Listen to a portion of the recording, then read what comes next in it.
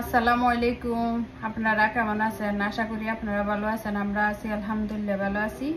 এই যে আমি একটা নতুন রেসিপি করার জন্য এখানে 2 প্যাকেট বাটার নিছি। এই যে এই প্যাকেটে 2 প্যাকেট বাটার নিছি। বাটার দিয়ে আমি ঘি বানানোর জন্য। এখন আমি কিভাবে বানাই আপনারা দেখুন। এই যে বাটারের উপরে একটা কাগজ আছে, এই যে এটা ফেলে দিতে হবে।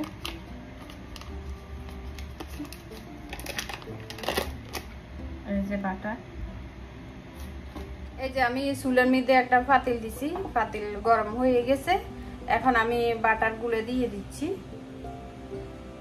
বিসমিল্লাহ।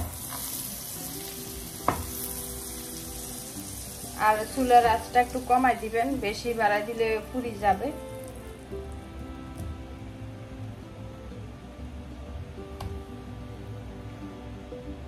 এই যে দেওয়া হয়ে গেছে। এই যে দেখুন বাটারটা উনাই গেছে। আর এখন আমি একটু চামচ দিয়ে লাড়ি দিচ্ছি। আর সাদা সাদা ফেনা ফেনা হয়ে গেছে, যে ওগুলো নিচের দিকে বসে যাবে আর ঘি উপর দিয়ে উঠে যাবে।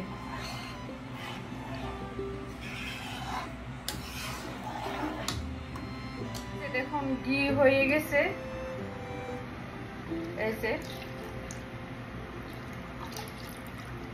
আর সাদা সাদা ছিল যে নিচে বসে গেছে, এই যে এগুলো। আর এখন ঠান্ডা হইলে তো আমি রেডি করে দেখাবো। এই যে ঘিটা ঠান্ডা হয়ে গেছে, আমি এই ছাঁকনি দিয়ে ছাঁকি নিয়েছি। এই যে দেখেন এখানে ময়লা আছে, এই ময়লাগুলো ফেলে দিতে হবে আর ঘিগুলো নিতে হবে। এই যে আমি একটা ঘি রাখার জন্য বয়াম নিছি। এই যে এখন তলে একটা প্লেট দিছি, কারণ ডালবের সময় যেন নিচে না পড়ে, এই জন্য। এই যে আমি বয়ামের মধ্যে ঘিগুলো ডালে দিচ্ছি। বিসমিল্লাহ।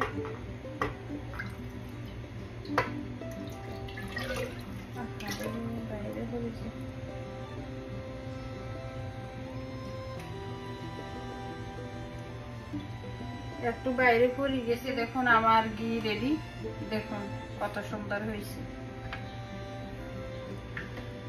আর আমার ঘিগুলো বানানোর রেসিপিগুলো যদি আপনার থেকে ভালো লাগে, প্লিজ আপনারা সাবস্ক্রাইব করবেন, লাইক দিবেন, সবার সাথে শেয়ার করবেন। আর ভুল হইলে ক্ষমা সুন্দর দৃষ্টিতে দেখবেন। আল্লাহ হাফেজ।